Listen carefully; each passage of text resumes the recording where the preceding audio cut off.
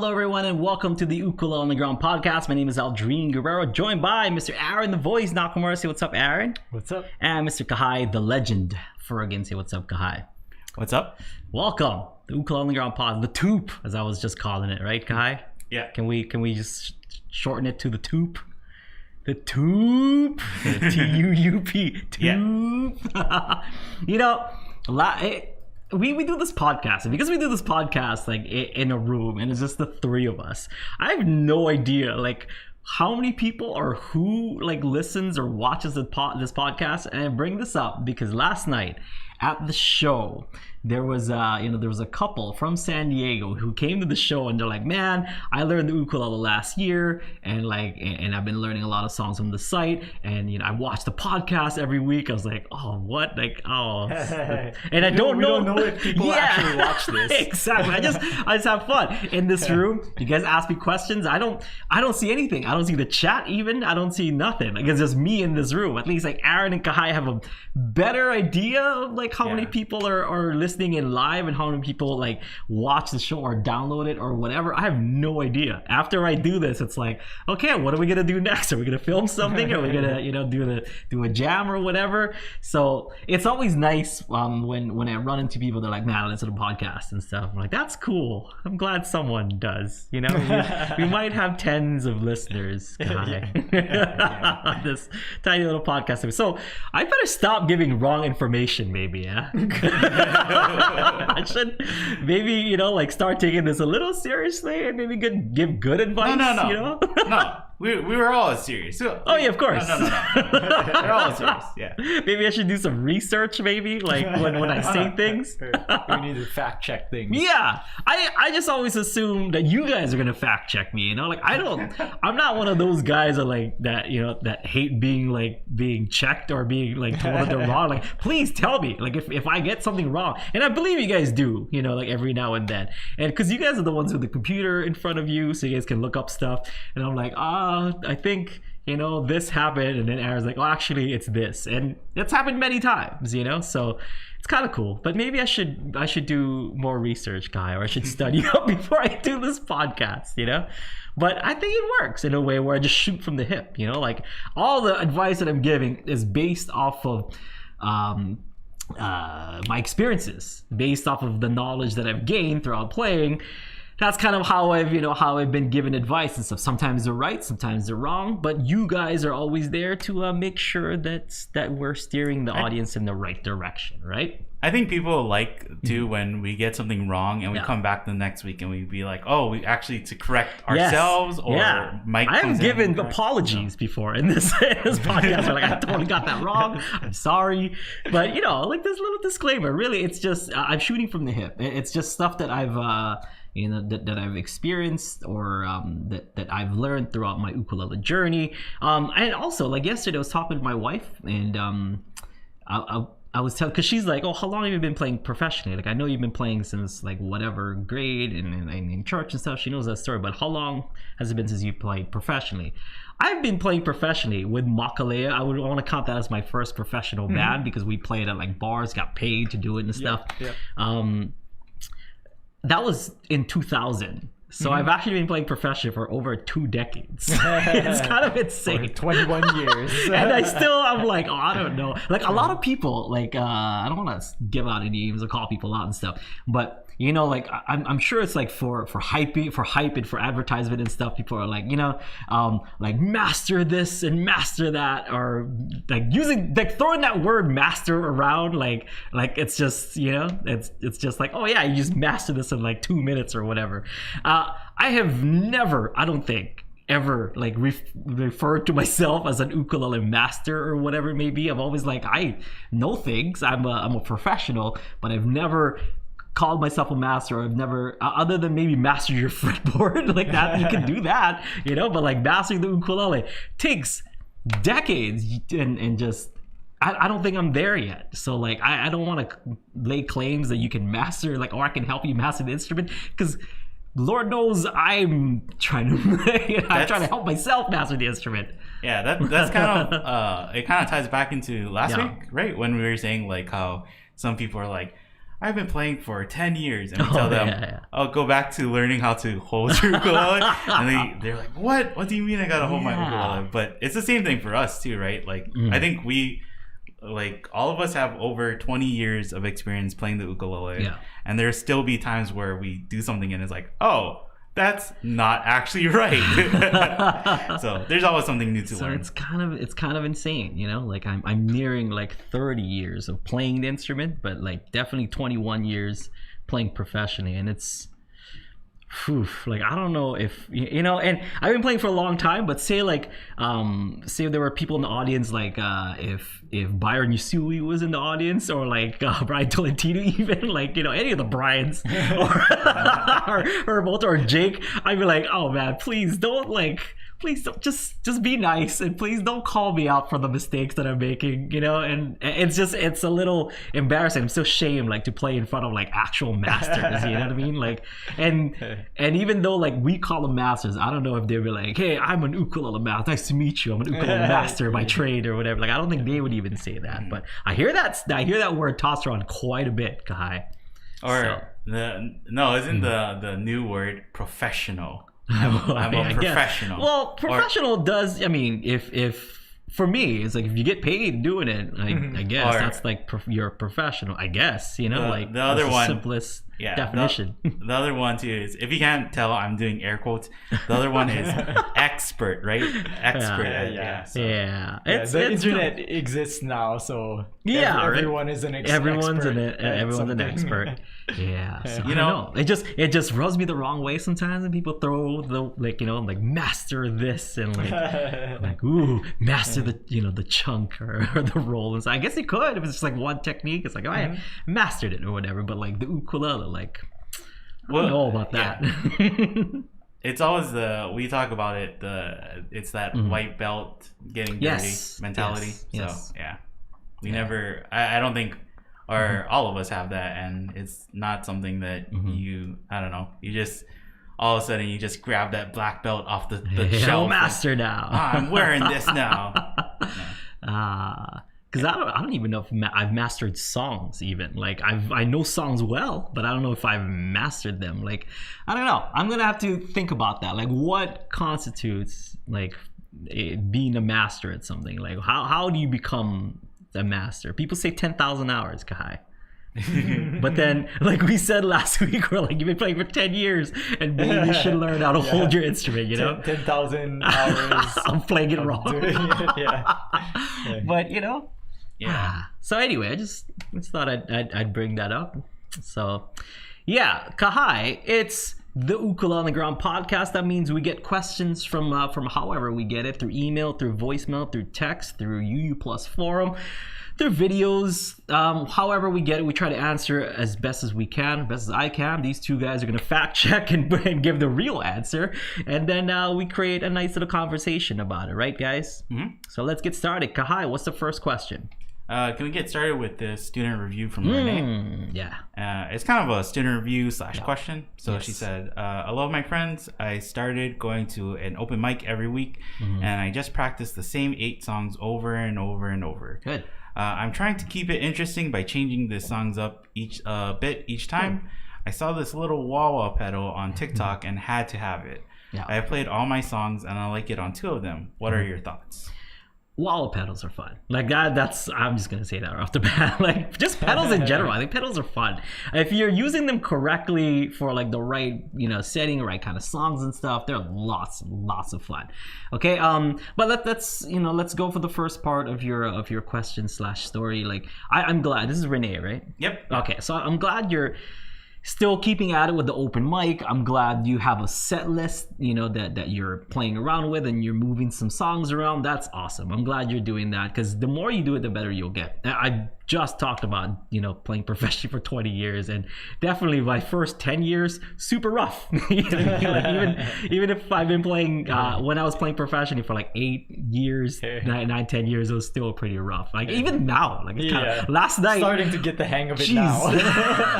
Yeah, last last night was pretty rough. So it's a learning process, and it's definitely something that you need to keep at if you wanna get better at it. And you can definitely get rusty also. Like if you stop doing it for a while, it's gonna get rusty. But I like riding a bike. I'm glad you're doing that, and I'm glad you're trying to figure out what works for you and what works for the audience, what works for the setting, and kind of feeling out what's appropriate. And that's good. It's good.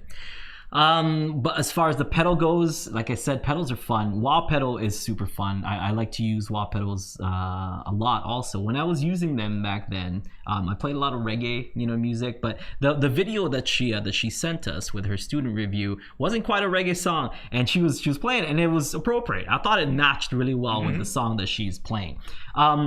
When you're experimenting with pedals, you want to know where the threshold of each pedal is. And with your ukulele, you want to know how do I explain this? What's going to cause, or what's going to make the most pedal sound, and you've probably noticed with your wah pedal, there's some strums, maybe some chords, some ways of hitting the instruments or hitting the strings that is going to cause you to wah a lot more than others, right? So you've noticed that some of the chords don't seem to wah as much as as others. So be wary of that, okay? Because I like what you did and stuff, but then there's those parts that just kind of quack out the wah a lot more. You might want to keep it a little bit more consistent, but it is, it's kind of subjective, because you might want to only wah some of the phrases, but mastering mastering your wah pedal, getting familiar with your wah pedal requires you to kind of know how your instrument interacts with it, okay? Because it is going to differ between instrument to instrument, between ukulele to ukulele. Maybe the same ukulele plugged into that same pedal is going to react differently. It might have different thresholds as far as what's loud and what's not loud. So some of the louder stuff might register to the pedal a little bit more than some of the other chords. So be wary and just kind of experiment. The more you experiment, the more you're familiar with it, and the better you're going to sound.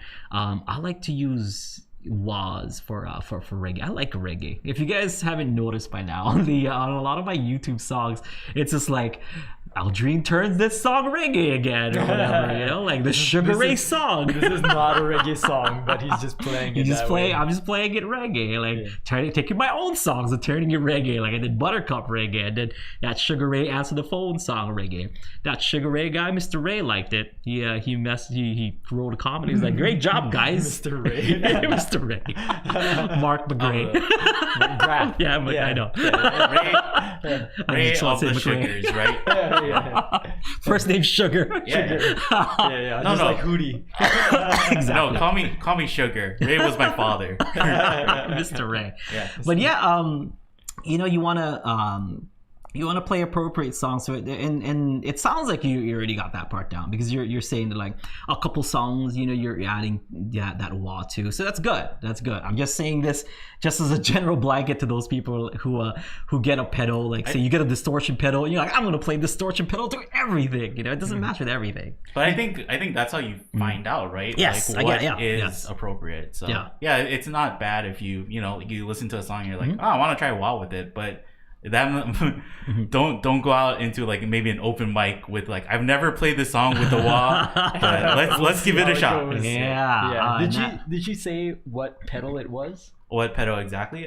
She's in the chat, so I'm guessing. Yeah, and tell us what pedal it is. Yeah, we were thinking too. It's looked like an auto. It's an auto wah. Yeah, right? Definitely an auto wah. So you want to explain the difference between a wah and an auto wah too? An auto wah will just wah when it hits a certain, I guess decibel of loudness, or I don't know, I'm not like a tech guy and stuff, but there's a threshold, and if you go past that threshold, the sound will wah, make that wah sound. If you don't cross that threshold, it'll just sound very low mid sounding, and then once you cross that threshold, that's when those highs come in, creating that wah. So an auto wah, that's what it does. It's only gonna wah when you cross that threshold. A manual or a regular wah, you have that kind of pedal where you just press down, and so no matter what register you hit, as long as you know when you place your foot down, it's gonna give you those highs, those wah highs, right? If you let go, then you're gonna get the lows and mids that wah. That's how wah works, I'm guessing. Yeah, this is where the guys have to to fact check me. Okay, so I like using manual wah just so that I have a little bit more control. But if you're just having fun experimenting with pedals, and you're kind of new at it, auto wah is fine. I think it's okay. But once you get more into it and you're like, I kind of want it to wah on this part, or I kind of want to get a little bit more control on when or how slow or fast the wah is going to be, try it out. I use a crybaby wah a lot, and it's good stuff. Now I have a crybaby with like a little knob to let you know where like that threshold of wah is going to be. It was recommended to me by Jason Arimoto. Because Jason, I had the regular crybaby wah before, and he's like, "Have you like opened it up and messed with the settings inside?" I'm like, "What? You can do that? Yeah, you can do that, And he's like, "Yeah, you can just set it to because I guess guitar and ukulele, of course, like super different, especially electric guitar is gonna have a different threshold." So he's like, "Okay, you can just move this thing," and he showed it to me, like opened up his, and he showed me where his setting was. I was like, That's awesome. I didn't know you could do that. Learn a thing. See, not a master, I'm still learning things from people. I think there's wahs too that are made on like a timer, right? Like you can tap time to it. Most auto wahs either have a knob or something like that where you can tap so that it syncs with the speed that you're playing your rhythm. So I don't know what wah pedal she has, but usually you can play around with some of the settings. And so like if you're strumming at a certain, you usually strum at a certain rate for a certain song, then you can remember that setting, and then it'll kind of wah more regularly in time with your beat. The crybaby also has like a bypass switch, right, too, where you can like cut off, or it just bypasses the pedal altogether, and then it's just your clean sound. So, or you could just put it all the way to one side, right? Usually. Which is what I like to do, and I think I've talked about that, where I took a crybaby wah because I don't get those like lows and mid sounds in my ukulele. So I use that, and I just I step on it halfway. So I still get some highs, but it's mostly lows and mids, and then pair that up with the distortion pedal. And that's how I get that like Santana sound. So when I did what is that song that we did together? Smooth? That's how I got that same sound. It's like with that. Of course, other pedals as well. I think I used a reverb and some there's like a weird way of EQing yourself. Because you just can't get that same deepness of roundness tone as you do with a halfway down wah pedal. Because wahs really are like they're filters, and it's kind of just moving the filter through the actual frequencies, right? So that's why it sounds like it's like opening up and then it's closing. So when it's closing, then it's filtering out more of your sound, so you hear less of it. And it's kind of cool because like if I am playing live and I'm using that kind of I'm using that kind of sound, then I can even play around with it and do like Jimi Hendrix style, which play around with the wah, because Hendrix used the wah with a distortion. I'm a Hendrix stan, man. So if you guys haven't noticed yet, and that's kind of how how I contoured my distortion sound on my ukulele. I think that's like the benefits of having like somebody said it's a auto wah versus a stick wah, like a stick shift wah. Stick shift. So the benefit of having a manual wah is that you can, and that's why people like it, right? Is to really get it to sound like a person's voice, and like that's why it's called crybaby, right? Because it kind of, you can make it sound like it's somebody like crying or wailing or stuff. But with the auto wah, like the pros of that is like you don't have to think about it, but then you also don't have that control to like really, if you're playing a solo or doing something, you can't necessarily like, you can probably do some of that, but not to the extent of like doing it manually. Yeah. So it's fun, have fun with it, Renee. And like I said, play around, see what kind of sounds you can come up with, see like the thresholds that your instrument is doing. Because like Kahai said, it's just, it's putting filters. So kind of know when those filters go in and out, and that'll give you a little bit more control. Or, once you get used to it and you want to invest in a manual wah, those are super fun. But for now, the wah that you had sounds awesome. I wanted to for the Hotel California. Yeah. He was using one too. Yeah. Do you remember what pedal he was using for his wah? Boss. It's like that Boss multi-effects pedal. Oh, okay. That he had. Yeah. So he was running it through that. Yeah. And there was an expression pedal on it. Yes. So yeah. So I don't know what the number is on that, but it's pretty common. Yeah. Or like the good one. He's using the good Boss multi-pedal, and like I think Jake uses it, Calais uses it, like all the people that use like pedals use that same exact Boss. Yeah. I was gonna say, like, I was gonna give the advice too, if for her demo, I think she just recorded herself playing. But if she hasn't considered it, I would suggest, like, don't only think about the wah being on, like, it has to be on for the entire song, and then for the next song, I'm not going to use the wah. You can even think of it, if you have a bypass switch, or if you can turn it on and off, you might want to play, like, some of the song with the wah on, and then turn it off, or, like, when it's like, because, like, something that I kind of imagine like you might do is like use a wah for like the song Let's Get It On, and then like, but I'm not gonna strum the whole song with that wah. But then like maybe when you get to when you're singing, right, you can turn it off, so it's like more of that, like, so that's just something to consider too. Okay. Cool beans. Let's move on. Kahai, next question. This one is from Taro, and they asked, what are each of your favorite instrumental uke pieces, arrangements of all time? It's like, do you have like a day to like, because there's a lot. There's so much. I'm gonna list maybe top 5, top 10, like top 5. It's tough. You know what I mean? Like, do we count covers like Europa, which is originally a guitar instrumental, as an ukulele instrumental? Like, what's the rules? What are the rules? How about just doing top 5 and no restrictions? Can be a cover, can be original, anything. Just do top 5. Or your favorite versions. Like ukulele solo songs. Okay. So I guess it can even be like a cover of a cover of somebody else who originally did it. Okay. Number 1, Body Surfing, just because it's so good. Like, but it's what so version over of it? Pure Heart 2 version. If I'm getting technical, then Don Ho's live at Don Ho's, that specific version of it. But that's like a live version. So, that's why I was assuming that you were going to choose a live version. Oh yeah, no, I'm just going with the track, with the song. My favorite version of that is by Iron Mango. So Body Surfing, number 1, like just right off the bat, and then everything else is like, okay, you can put it however you want to. Body Surfing, like in no particular order after that. In no particular order after.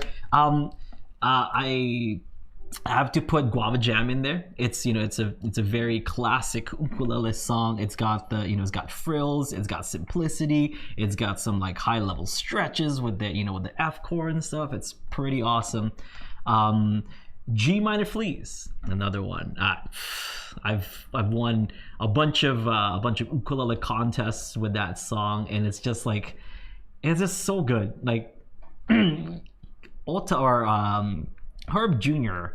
is known for like very like melodic, very slow, very nice, like touch kind of songs and stuff, and then he releases a song like G minor fleas, like this brother can jam. I mean, we knew he could jam, but hot dang, like that's some good stuff. Like, who's this Brian Tolentino guy? Like, you know, as a young kid, I'm like, I know I am familiar with Herb Jr., but who's this Brian Tolentino? And just the two of them, like, you know, mixing really well. That's a good one. Which version? I think it's Kaukula. No, it's like this red brownish CD with Herb's face on the side, like looking at an ukulele. It's like this kind of, I don't know. It's not on Spotify. I was trying to look for it on Spotify, but the version on Spotify of G minor Fleas is the newest version that they did with Jake added to it.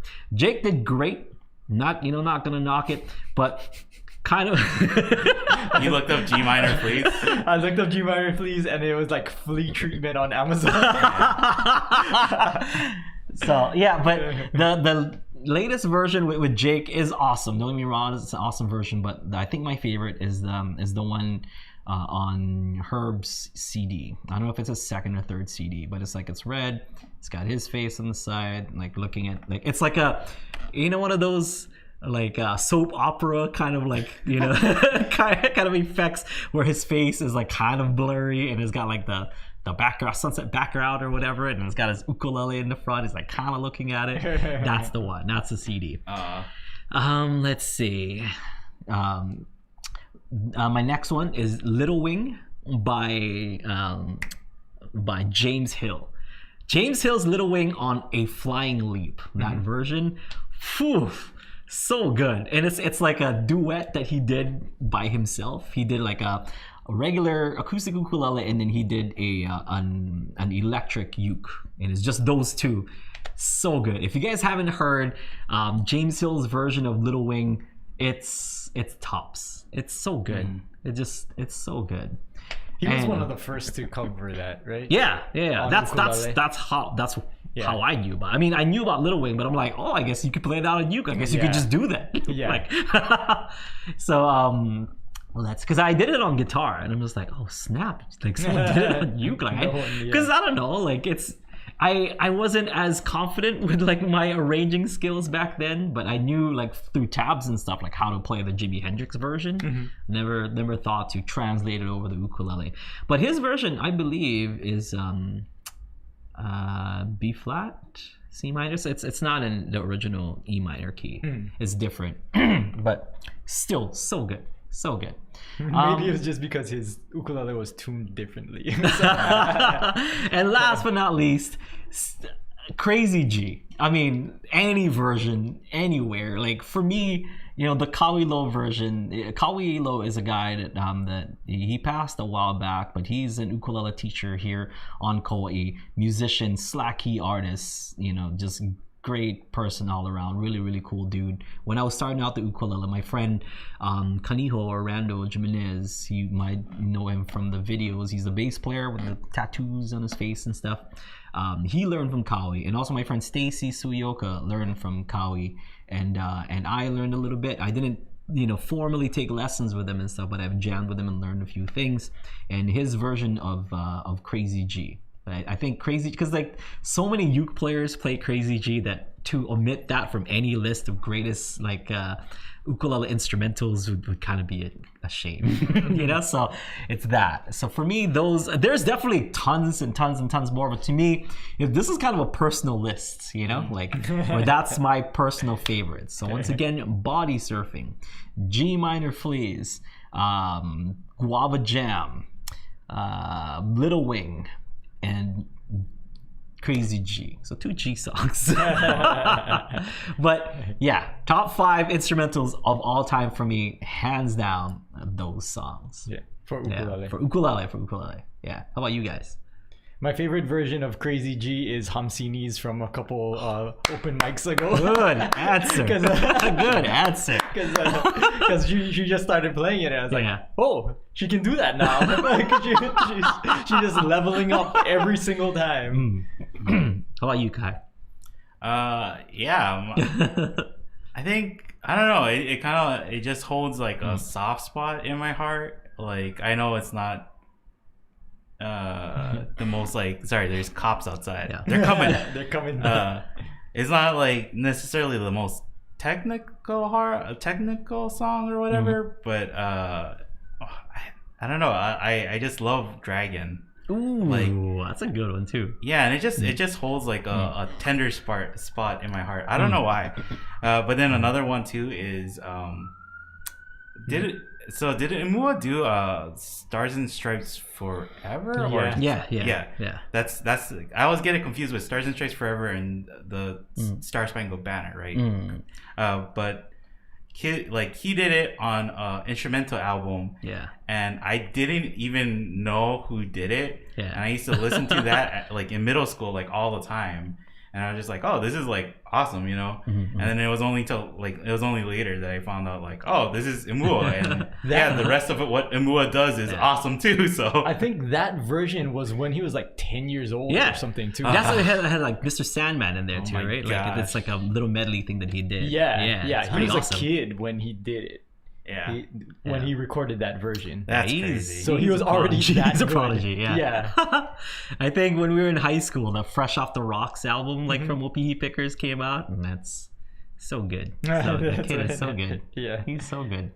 Definitely my top 5, but I could go on. There's tons of other songs that I love. I mean, you probably noticed Europa was not in that top 5, but there's just other songs I feel that connects with me more ukulele wise than Europa, because if I had a top 10, Europa would be there, Heartbeat would be there. Like Heartbeat, like that song is just and of course Gently Weeps, like that, it's a classic, you know. And I didn't want to do top 10 because I'm just gonna go and this Jake song and that Jake song and this but seriously, the guy has like a like a huge library of great stuff. It's tough, you know. Yeah. But yeah, it's my top 5. I'm gonna stick with my top 5. Yeah, and kind of like how we were talking earlier, right? If we called Jake a master, he'd probably be like, "No, I'm not a master. This person is a master too." Yeah. And his list, I can imagine. He probably have like some Peter Moon songs like in his top 10 or Eddie Kamai, like, you know, all the like those masters. So the masters have like masters that they look up to. So it's just it's a slippery slope when you're like, oh yeah, I'm a master. It's like, ooh, maybe you shouldn't say that. Or like it's just some people are like, you know, they come and they're like, oh, I want to hear you guys play this song for the jam or something. And I was like, well, I don't know if we should do that. And, you know, this person did it originally. And they're like, who is that person? Or like, you haven't heard of the original? Like, no, I've only heard of this version. So. Yeah, like Guava Jam is originally by Peter Moon. Yeah. But the one that I'm referring to is the Troy Fernandez version on Tropical Hawaiian Day album. It's pretty, and I think it's good that Aaron asked like which version to, because it is pretty fun to actually look at different versions, right, of the song. Yeah, and kind of see like, oh, they took this part, but they kind of changed this. So yeah, you can totally see that with a lot of the Kyle Crater Boy stuff that they covered. Yeah. Where like Troy definitely took inspiration a lot from Peter Moon, but then he added his own flair to it, and then that became the standard. Yeah. Right? That's like Kavika, for example. Kavika. I mean, it sounds like it. But it was almost note for note, but then like things that he added was that does sound good. That does sound good. When you think of it, you think of his version, right? Yeah, I started laughing because, you know, I gave like a general example of like, oh, somebody's like, oh, I like that song. And then we say like, oh, but this is the original. And they're like, oh, I've never heard of it. But the real life example of that is Craig and Sarah, right? Because we were at their house and you guys were jamming. Yeah. And we were just like joking. It's like, oh, yeah, I love, you know, whatever song. And Sarah's like, The Temptations. It's not. Oh no, it's Rhythm of the Rain. Rhythm of the Falling Rain. Like, and me and Sarah were like Cascades, right? I love the Cascades, and Craig is like, oh, Kyle Crater Boy, because that's how most people we were playing the Kyle Crater Boys version, but I added a little bit of Cascades at the end, and then Sarah was like, oh yeah, see that's what it's supposed to sound like. I'm like, yeah, the Cascades. And never heard it. Well, it's like the same thing with me too, right? I was like, oh yeah, I love Kyle Crater Boys, and somebody can be like, oh, so you like this country song, you like this country song. It's like, no, I said I like Kyle Crater Boys. I didn't say I like country. It's like, well, that's kind of not right. Yeah, I mean, you know, with with Ernie Cruz Jr. being in the Kyle Creator Boys and knowing that his father Ernie Cruz Sr. is a cowboy music legend in Hawaii, it's no surprise that it's gonna have like a lot of Paniolo sounding songs in there or influences. So it's cool. If you guys haven't heard Ernie Cruz Sr., and I want Kahai to look this up, but it's on YouTube, pretty easy to find. But there's a video of Ernie Cruz Sr. and Imua Garza jamming together. Oh, really? In a van. I think I was telling you about that, Aaron. Find that, link that. People watch it yesterday because it's awesome, and you can tell like because Imua's like he's he's amazing at the ukulele, but then like he just wants to let the old man kind of shine because he is definitely shining bright like a diamond in that song. And you're like, how does that voice come out of that man? It's like so good, right? It's like the Cruz family don't have enough talent already, so we're gonna snipe Imua Garza. And then that family is gonna come together, and then like super the Garzas and the Cruzes, and their kid, like I remember their kid, Calais showed me like a clip that he took from church. That Imua's kid, like playing drums and stuff. Really? Like, what? And he was like, he like 5 or something or 4 at that time. Just like, this is insane. It's not fair. Like that's not fair. Yeah. Please adopt us too. But yeah, look for that. I don't know what the song's called. I think the song's called On the Road Again or something. But, so good. And just any Ernie Cruz Sr. songs that you guys can find, listen to it. It's all. If you like country music or cowboy music, Ernie Cruz Sr. doesn't get any better than that. Like Hawaiian cowboy. Yeah. I think like we were saying earlier, right? It's just cool to see genealogy of like where somebody got their influences from. So if you like Kyle Creator Boys, and just do yourself a favor and check him out too.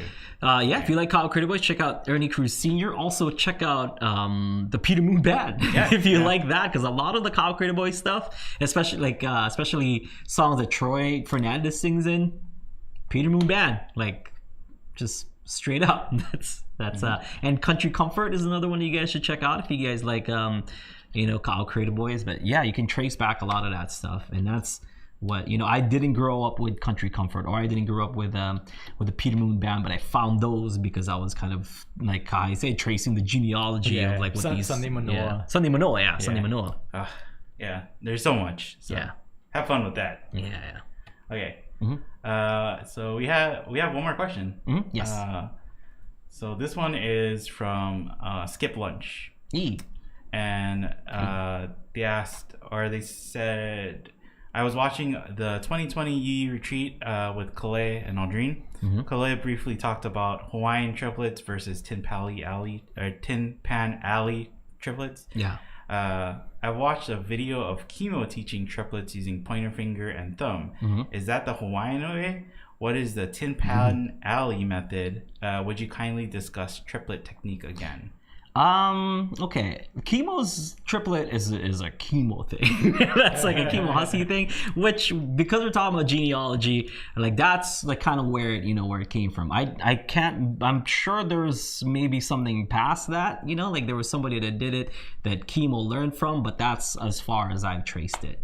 But I know like Calais does the Kimo Hussey, and guys at Calais taught, like Rio Saito now uses that same kind of technique, and some others that they're influenced from Calais. So that's kind of where it came from. So it is, I guess, technically a Hawaiian thing because Kimo is from Hawaii, so that is kind of a Hawaiian way of doing a triplet. But that's just one of the Hawaiian ways to do a triplet. I don't think we were referring to that when during the retreat. We were talking about Hawaiian versus Tin Pan Alley. Can you briefly show it, or like just demonstrate? Don't make me show Tin Pan Alley strums. Oh no, okay. I was talking about Kimo's Kimo's version of triplets. I was just saying that like I've been playing professionally for 20 years.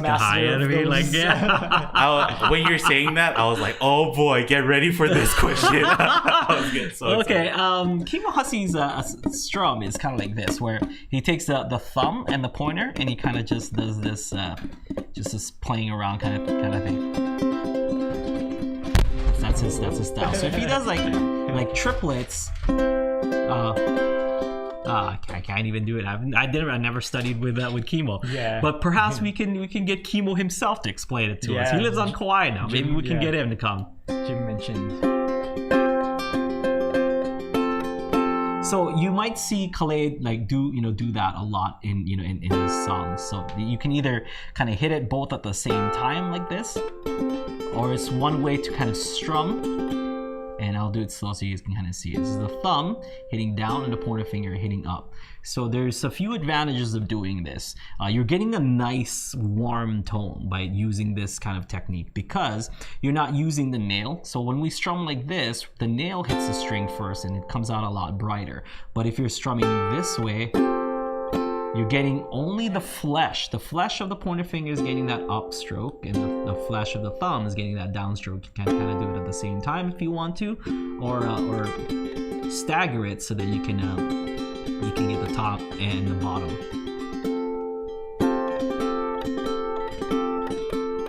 So you can do triplets, doing that up down up or down up down, however you want to. However you want to do it. So it's either you're doing it on a downbeat or an upbeat. So it's gonna make a difference doing the pointer finger first or the thumb. So the thumb is the down, like triplet on the down one, triplet, or the up. It will be an upbeat with a pointer finger.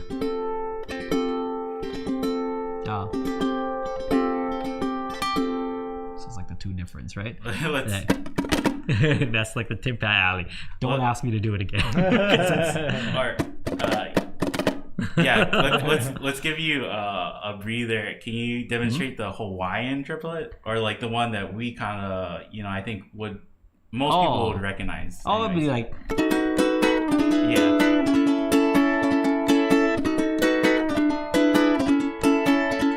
and that's a down up down up down. So that triplet is right in the beginning.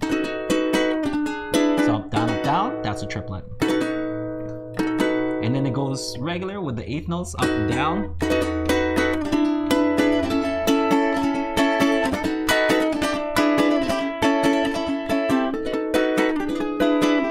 If you're doing it like with that Kimo Hussey style.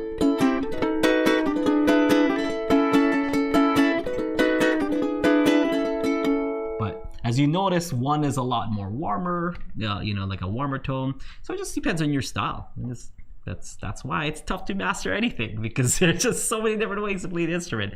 Like one master to another master, they're playing it completely different ways. Like Byron Yusu is gonna play it different from Benny Chong, But then they're both playing it amazingly. Just it takes a high level to play just one of those two different ways to do it. Yeah. And then you got guys like Kimo, you got guys like Jake, and then Kahai, and then Taimane. Who would you study under if you had, like, if in a perfect world? In a perfect world. Because I mean, like, other ukuleles have, like, Kahai has studied under Kimo. Right. And other ukulele players have tried to like Ryo Saito. He tried to catch them all, right? he was just his infinity gauntlet. Yeah, basically, right? So that's why Ryo is so good, because he learned from everybody. Yeah, all the gems in his in his gauntlet. Yeah. So like, what would be part of your? Well, I mean, like I learned with from Jake and stuff. Like I studied under Jake. Yeah. But so he'd be an obvious choice. For most people. But I did. So that's so someone I didn't study with that I would love to. Benny Chong, I think, hands down. It's like my weakness, of jazz and like kind of complicated chords and swing and stuff. Like that's something that I lack. And I've asked him, I'm like, I gotta just take some time and study under. And he's just like, dude, whenever, you should hit me up as soon as as soon as you can, because I don't know how long I've been doing. I'm like, hey, don't say that, But we've talked about getting him on Ukulele Underground, and he's down. We just got to find some time to do it and get it done. But he's down to teach a class on UU.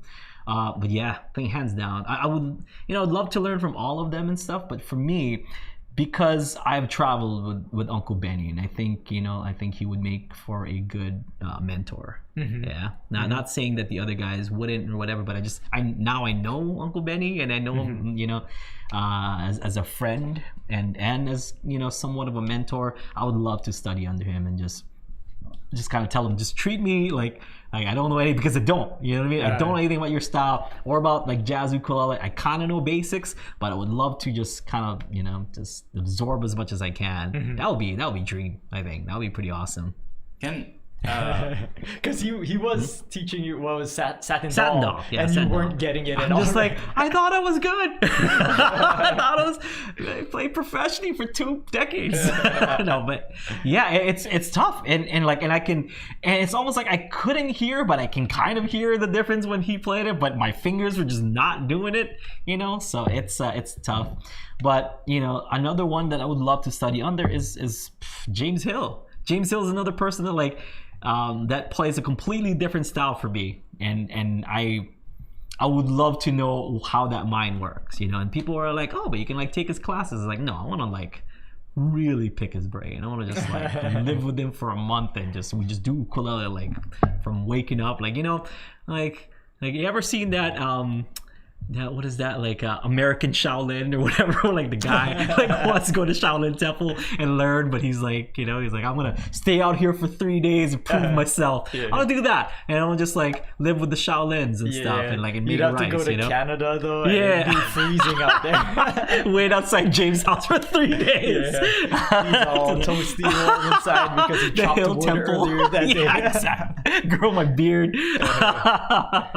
But I would love to, I'd love to study under James. I've always respected him as a musician, as a creative artist. I think he's tops. Definitely one of my favorite ukulele players in the world. Yeah. Benny or James. I would love to just pick their brains and just, somehow use my shotting gun and learn as much as I can. Right, Kahai? I didn't just nerd out just a sec. Can we go back to the question again? Sure. It just because this is, I kind of told Skip Lunch that is it's kind of hard to explain, but can you try to explain what's the difference between that Hawaiian triplets and the tin pan alley triplets? It's tough without kind of doing it. It's a completely different feel, completely different beats. There's a certain swing to the Tin Pan Alley music that is just not there as far as Hawaiian music goes. Hawaiian music has a totally different kind of swing to it, and this is that. I think Tin Pan Alley feel is different from Hawaiian music feel. If you listen to traditional, it's tough for me to I don't want to do it this service because I don't really play tin pan, and I want to just it looks like this, and then someone who actually plays tin pan, that's not Tin Pan Alley, So I don't want to. I tried to boil it down, and even then it's I told them I'll take it with a grain of salt, and it's it is really hard to explain. But I think to make it easy, if you listen to a Hawaiian triplet, it actually is you talked about the roll actually starting on the upbeat, and it's kind of the same way too, right? It's and the 1 and 2 and a 1 and 2 and a 1. It starts on that up. So the last strum lands on the beat. But the first strum is the first part of the triplet, so, right? And the 1 E and a not 1 E, not and a 1. And it's something that people who grew up with Hawaiian music, we kind of I don't think we even really think about it. If you play a Hawaiian song, you just kind of go so everybody's jumping in on the and. And a 1 and 2 and a 3 and 4 and 1 and 2. So with the Tin Pan Alley strum, is it the downbeat is the first strum? 1 E and a. I think so. 1 and a 1 and a 2 and a 3 and a 4 and a triplet and the 2 and the triplet. So it's just wrapping my brain around because I'm so used to that pickup note into the into the downbeats as opposed to the downbeat starting, and that's why it's just looking left and right for me at the same time. I think even if you look at Tin Pan Alley too, this is why it's hard to explain, and it's like just a feel thing, because they also can start on the upbeat with a triplet, but the emphasis is on that downbeat, that landing on that one. Whereas in Hawaiian, it is that N1, N2, N1, N2. So I think that's the main thing is like try and listen to the two types of music and like really feel the rhythmic differences. It's a different type of like swing and feel. Yeah, that's the best way to do it is listen to a Hawaiian tune with that fast triplet strum, and listen to any kind of Tin Pan Alley artists. I think George Formby is like the one that most people think of when they think of that strumming style. So yeah, so they 1, 2. I can't even like. I want to do it, but I don't want to make a fool of myself. I pointed Skip Lunch to like a previous one too, and even I told them like we're so ingrained in like that Hawaiian like vamp triplet strum that if we try to do the Tin Pan Alley triplet, eventually like we start playing and it's just like, oh, we're back to playing vamps again. And like for the life of me, I've had many people try to like teach me that Tin Pan Alley but that's part of it is that you don't listen to a lot of Tin Pan Alley. That's true. I don't. I'm sure if you just listen to Tin Pan Alley for a month straight, then you would get the kind of the vibe of it. Just not my vibe. Not my vibe. Like just death metal is not my vibe either. Like I'm just not. You know what I mean? Yeah. My wife loves death metal. I don't. It's just let's listen to 70s folk music instead. Yeah. Like oh no. Some Jim Croce. Exactly. But like guys like Ukulele Uff has like kind of tried to show me, and Ukulele Souza is trying to show me how to do it. It's. A lot of people have tried. And they still can't. Those two guys do it well. Yes. So go and like seek masters. Them out. They're masters. And then and it's kind of tough because at some point I'm like, okay, you're gonna have to show that to me. Like and I'm I'm supposed to be like this like professional guy or whatever, like from Hawaii, and they're like, you're like top billing. Like how come you're asking us for stuff? I'm like, can I just learn? Because it's weird for them to kind of like, okay, I'm gonna show Aldrine like this thing where like I don't know. It's kind of weird, and I just if I don't get it, because it seems like I have to like get it the first time they show it to me. Like, oh yeah, this is kind of like that. Where I'm like, can you please show it to me again? Like I was in one more time. I was in the Czech Republic, and I think I bothered Souza like every day. Like, can you show me that strum again? And I'm sorry, Souza. Don't remember a thing of it. I think I managed to kind of get it like that, at the end of that trip, but it's gone out of my brain now. Yeah. I think it's just like, and I think people have that misconception. It's like if, somebody says, oh, I'm a engineer, and they're like a civil engineer, and then you go like, oh, so you can fix my car, right? It's like, no, that's not my specialty. Like, I'm not really that good at that kind of stuff. So you're a cook, so why don't you farm me something? You can be under that umbrella, right? Of like, oh, you're a good ukulele player, but there's so much genres and so many other, avenues of like playing that it really is hard to be a master at, all of them. So there's that term again, master. It's tough. Like there's so many different directions in music. It's tough to label yourself as a master of the instrument, because you mean master of like maybe a style, like I think that's something that, but even that is I don't know. I'm sure if you ask people who you thought like were masters, right, like you go to Benny, you're like, oh, you're a master of jazz ukulele, right? He'll be like, oh, hold on, I didn't say that. So but and it goes with with experience as well. He was playing with the with like the Don Ho band as their guitar player for decades, and he's just like, okay, cool, I know all these jazz lines and stuff, so I'll just do that on the ukulele. It's like, oh man, you're like so good. So good. I'm not going to say the M word, but you are the M word, right? You're the M word. Like to me, you're Jazz Master Benny. Jazz Master Benny. Okay. Yeah. So, any last minute questions before we go? I don't think so. I've got a question. What are those? No, I don't know. What's this thing? This beautiful thing right here. I want to talk about this. We talked about this in the past couple, podcasts that we've had. We are giving this beautiful concert, K1 Concert Deluxe, from Kanilea Ukuleles. Thank you so much, Kanilea, for this beautiful concert for us to give away to a lucky Ukulele Underground Plus subscriber. If you're subscribed to Ukulele Underground and you're an active subscriber by September 30th, you will be automatically entered for a chance to win this beautiful K1 Concert Deluxe from Kanilea Ukulele. Thank you so much, Kanilea Ukulele, for providing us with a beautiful uke to give away. But we care about you guys. We love that you guys have been signed up for Ukulele Underground Plus, because that's how you support the boys, basically. Like we do this for a living. We do these podcasts, we do these lessons.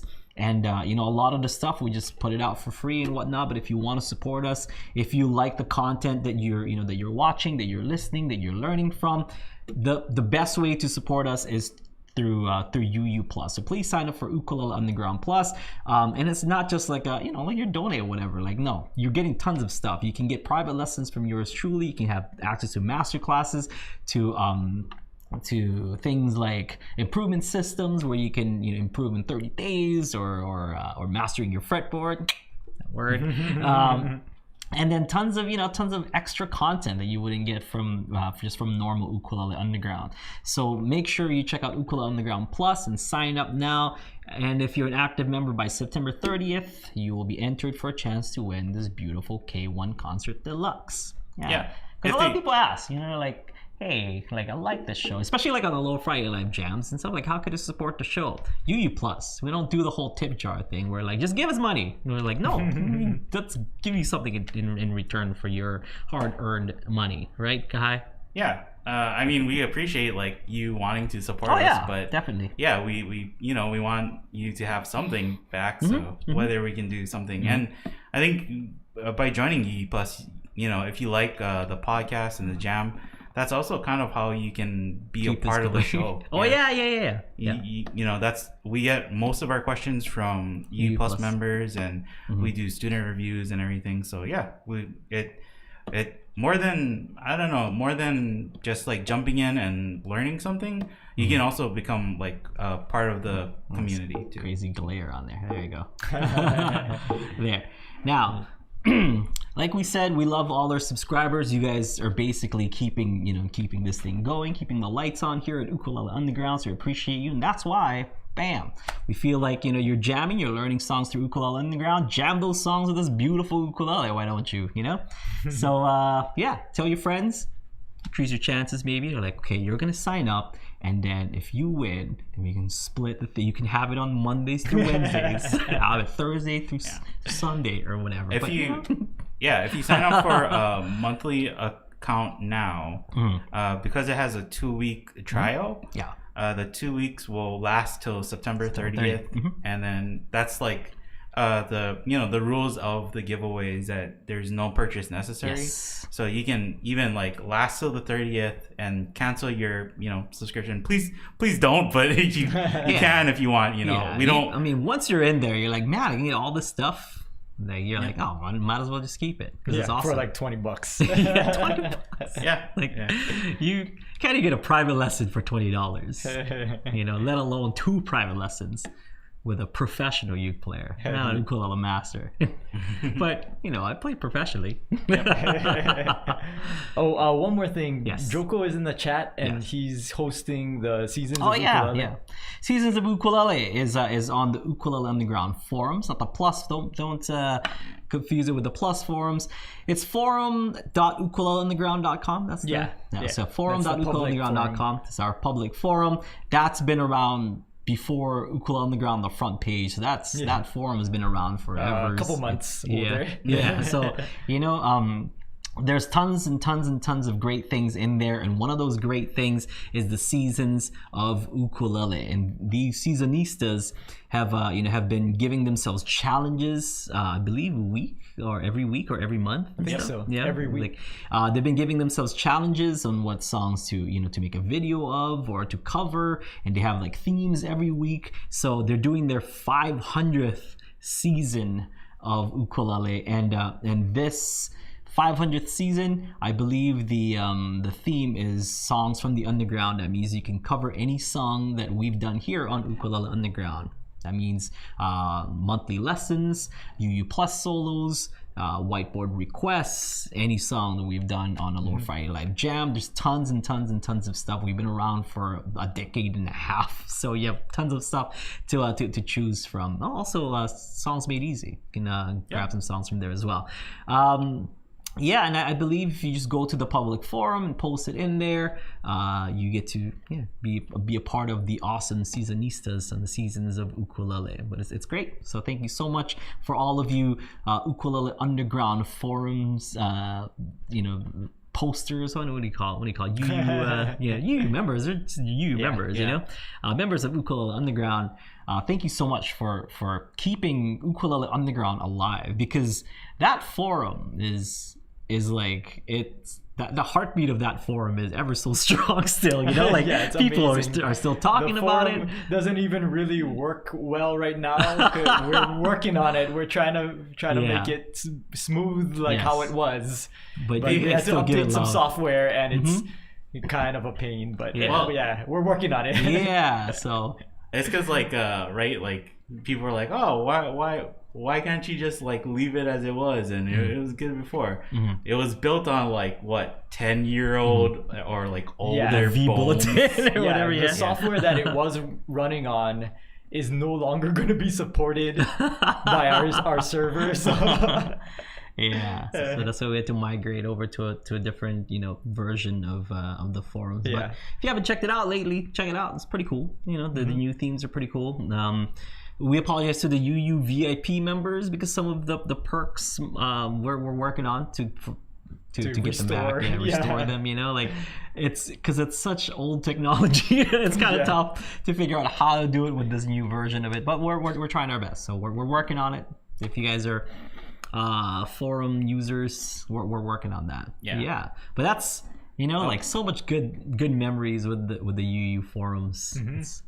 It's so good. That's where I met a ton of my friends, and just so good. Just reminiscing with the UU forums. There's tons of people that met through there. I think there's the Luthier's Lounge is super super busy active, all the time, very active. A lot of legends in that, including guys like Pete Howlett. They're pretty regulars on that forum, so you can get tons and tons and tons of information. And there's years of backlog of information of people just posting stuff, and not just ukulele building, but just ukulele in general. If you want to take a trip down memory lane of where the ukulele has been and gone to, go to the point, just peruse the forums. It's pretty awesome. Speaking of builders, you can tell people. That's right.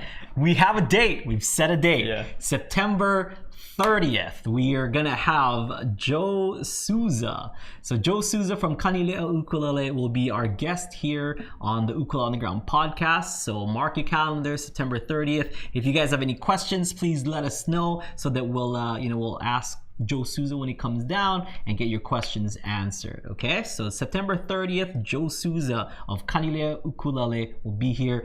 If you guys don't know, Joe Souza is the master luthier over at Kanilea Ukulele. He's built this uke, that uke, or at least designed and helped. I don't know if he's the founder, owner. Head luthier over, nice guy. All around nice guy. But so if you own a Kanilea ukulele, or if you've ever played a Kanilea ukulele, or have had your eyes on one, this is the guy to ask all the Kanilea related questions to. there's a thread, right, in the forum of like 4 questions for Joe. And yeah, so I posted in the public UU forum in the Luthier's Lounge specifically asking for questions about building that Joe can really sort of sink his teeth into. So they already posted some great questions. So it's gonna be a great podcast. Yeah, it's gonna be good. September 30th. And like I said, I'm just looking forward to talking to my my friend and my mentor, my ukulele mentor, like Joe Souza. And I consider him as a mentor because like prior to meeting Joe, like I didn't know about like the building side or like what makes this thing go, you know, like or what makes my ukulele make the sound that it makes, or what contributes to that sound. So Joe has been a very, very, very important part of me growing up as a musician and as an ukulele player. So I'm very, very, very stoked to have him on the podcast. So yeah, look forward to that. September 30th, right, Kahai? Yep. And that's you promise? Just like Craig and Sarah, you promise they're gonna be here. He's gonna be here on the 30th, right? You promise. Yeah. Just like how we promised to play our songs today, but I wasn't even gonna mention it. You said that. Yeah, it's my fault. I'll take full You said blame. that. We talked yesterday, and I was like, guys, I don't have anything, and I gotta put out this solo. Can we please push back the songs more? Everybody gets one, Kai. Everybody gets one a year. Everybody gets one until next month. Everybody gets one a month, so it's all good. Yeah. It's all good, man. Don't worry about it. Yeah. So. Yeah, look forward to next week where we present our songs, and the week after that we have Joe Souza on. It's gonna be fun. It's gonna be a fun September here at Ukulele Underground, and September 30th. Quite appropriately, that's the cutoff for the for the Kanile ukulele. So it's kind of cool to to kind of bookend it with some Joe on our podcast. It'd be nice. Okay. All right, guys. We'll see you folks later. Have a great one. Enjoy. We'll see you folks tomorrow at Aloha Friday Live Jam. Book your private lessons if you're a UU Plus member, because I would love to see you. I'd love to see what you're working on. Okay. Aloha.